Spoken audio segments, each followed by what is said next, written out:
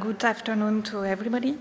Today I'd like to share our empirical research into suitable materials for the infilling of an illuminated and a dyed parchment. This work was carried out in the restoration lab of the Royal Library of Belgium as part of two conservation projects running concurrently. The first one, led by the freelance conservator Mélodie Michineau and hosted at Kirby Art, concerns the conservation of the so-called Wittert Folio, conserved in the library of the University of Liège. It's an outstanding example of Mosan illumination from the second half of the 12th century, painted on both sides of the parchment. The second project, conducted by KBR conservators, concerns the Margaret of Austria manuscript. It's one of the oldest sources on music and dance in the medieval Low Countries, and one of only 7 black parchment manuscripts in the world. The extreme fragility of the parchment doesn't allow any consultation, study, nor exhibition of those 2 manuscripts. In both cases, we are dealing with extremely precious parchment manuscripts with strong aesthetic values, and parchment leaves showing severe structural degradation, making them extremely sensitive to mechanical stress and humidity.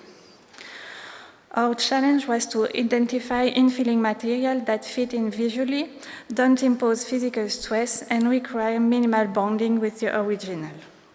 Despite the differences in appearance, period, and history, the shared conservation issue allows us to combine our efforts in finding a suitable conservation technique. We selected the evaluation criteria and techniques listed here because they can be easily applied on both the original manuscripts and the restoration materials using equipment available in the restoration lab.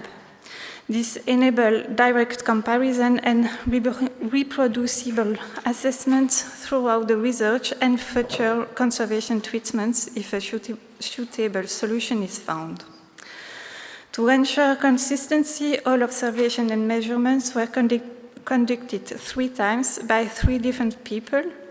Working so, we noticed that flexibility measurement using the deflection method proved inconsistent, so we added the peer loop method and tactile evaluation only for the restoration materials, of course. Common materials used for the gap filling in parchment include parchment, gold beater skin, Japanese papers, reconstituted parchment, Tyvek or remade with Japanese paper, and taught parchment. The last 2 are used for the mechanical resistance for the treatment of limb or semi-limb binding. So we excluded them due to their excessive strength, rigidity, and thickness. The parchment was also excluded because of the difficulty to find high-quality parchment with the correct thickness and visual aspects. And a new parchment would likely to be too strong for our fragile originals. So we focus on 3 promising options: gold beater skin, Japanese paper in multiple layers, and reconstituted parchment. First, we investigated how composition of the material affects visual and physical properties. For Japanese paper, we tested combinations of kozo and gampi paper with cellulosic adhesives and synthetic adhesives. For the reconstituted parchment, we evaluated the influence of the addition of parchment fibers, paper fibers, sizing or filler to the parchment powder. And we also tried towed and untowed gold beater skin in 1 or multiple layers.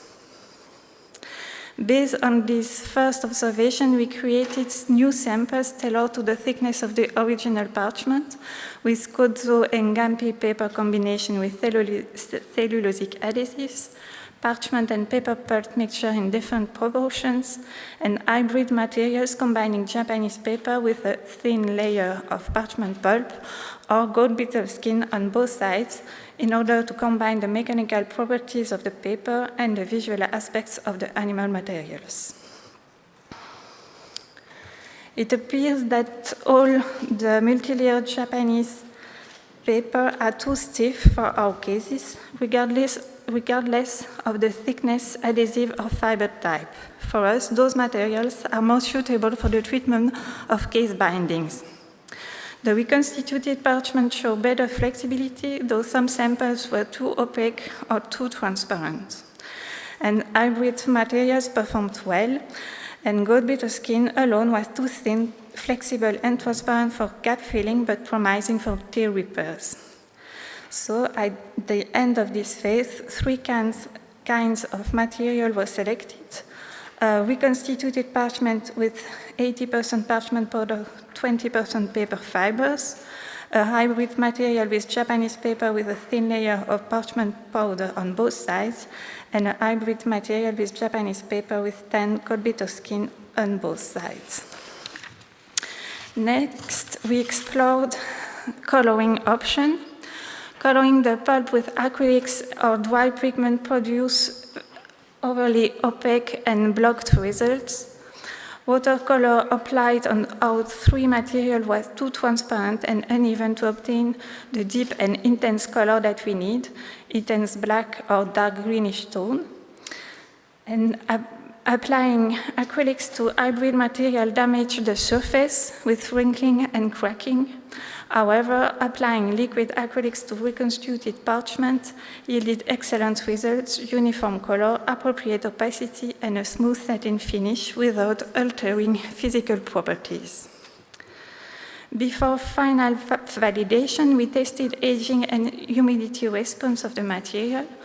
Since aging protocols vary widely in the literature, and we focused on material behavior rather than color stability, we aged samples for 1 month using heat and relative humidity cycles.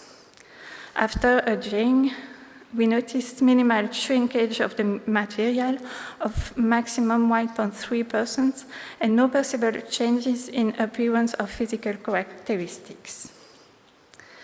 In order to evaluate the behavior in humid conditions, we placed aged and unaged, colored and uncolored reconstituted parchment samples on Sympatex during 1 hour. The material relaxes gently and expands in humid conditions. Aged samples expand less than unaged ones, so 0.5% compared to approximately 2 or 3%. After drying, the sample's dimension are slightly reduced, so the material shrinks a bit, in general less than 1%. In conclusion, reconstituted parchment appears to be the most suitable infilling material for both the Wittert Folio and the Danses manuscripts. The thickness can be adapted to the thickness of the original parchment. Surface and opacity match the original parchment, especially when colored with liquid acrylics. Flexibility aligns with the originals. The distribution of the fiber is not totally uniform, but not more than the aspect of parchment in transmitted light. Humid response mimic parchment behavior, and it seems to be stable after aging.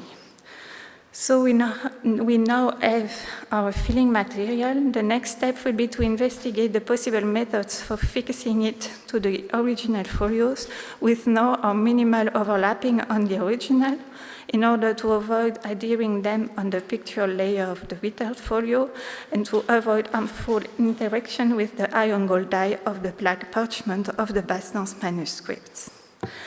I'd like to thank all my partners for this wonderful collaboration and you for your attention.